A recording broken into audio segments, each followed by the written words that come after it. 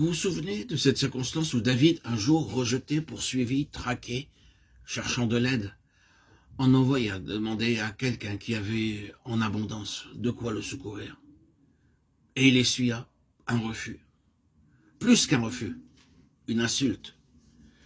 Et il fut si sensible à cette provocation qu'il conçut séance tenante le dessein de se venger. Il part avec ses gens. Mais la femme de l'autre, apprenant la chose, vient au-devant de lui, parlement, raisonne et le dissuade de mettre à exécution son projet de vengeance. Après quelques jours seulement, qu'arrive-t-il? Cet homme meurt, victime de ses propres excès. Et David remercie Dieu de l'avoir empêché, lui, David, de faire le mal. Comme il est heureux d'avoir pu abandonner cette cause à Dieu et d'avoir été préservé de cet acte de vengeance qu'il avait été sur le point de commettre. Quelqu'un qui a reçu l'onction doit en effet se garder d'actes de ce genre. Dieu épargna à David le regret d'une action qui aurait été pour toujours une tâche sur l'onction qu'il avait reçue.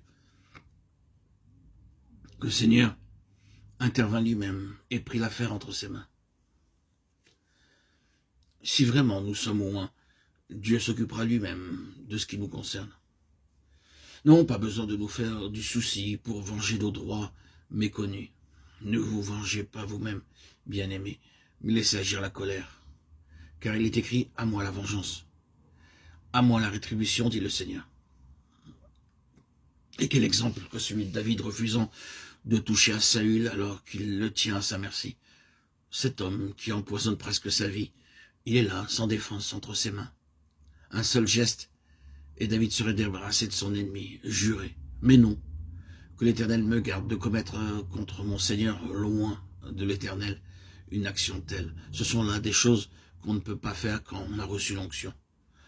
Or tout cela est plein d'une signification profonde et jette une lumière bienfaisante sur la vraie nature de l'onction. Nous comprenons mieux pourquoi nous devons faire certaines expériences ici-bas pour devenir aptes au service qui nous attend. Se rendre coupable d'un acte de vengeance parce que quelqu'un ou quelque chose s'est mis à la traverse de nos désirs personnels. C'est très humain, sans doute. Mais comment pouvons-nous envisager de régner moralement et spirituellement si nous nous laissons aller à de telles faiblesses? Jamais. Nous ne pourrons monter à la montagne de l'Éternel si, comme au loin de Dieu, nous laissons le ressentiment nous entraîner à de telles fautes. Tout cela, c'est de l'éducation, vous vous en rendez compte? Et une éducation fondée sur l'onction, en harmonie avec elle.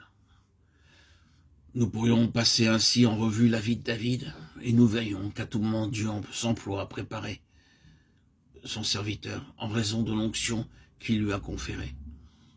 Nous veillons notamment que même cette période sombre que David a dû traverser était dans la pensée de Dieu un des éléments essentiels de la préparation au trône. Elle touchait de très près au but de l'onction.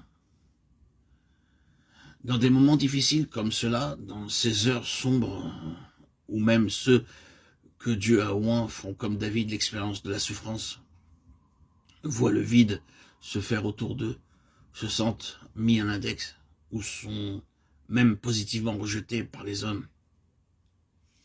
N'oublions pas que tout cela fait partie de notre formation, de notre discipline, de notre instruction.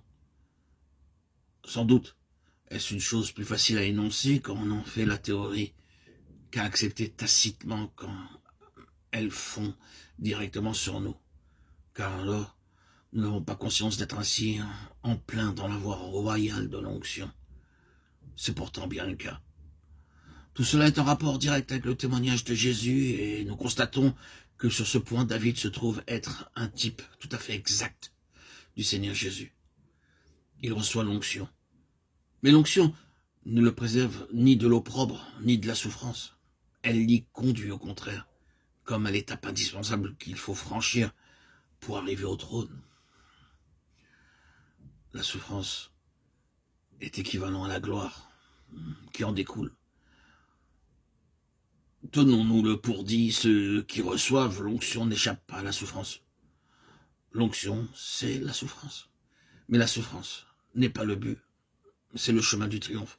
Car pour finir, si nous souffrons, nous régnerons. L'onction comporte ces deux choses.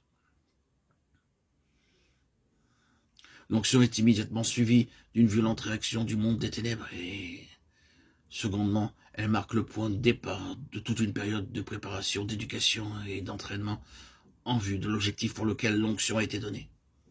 Frères et sœurs en Christ, bien-aimés, chers amis, que Dieu nous aide à tirer profit de ces choses et qu'il en résulte pour nous une intelligence plus claire de notre vocation en Christ et un encouragement à entrer dans la plénitude du témoignage.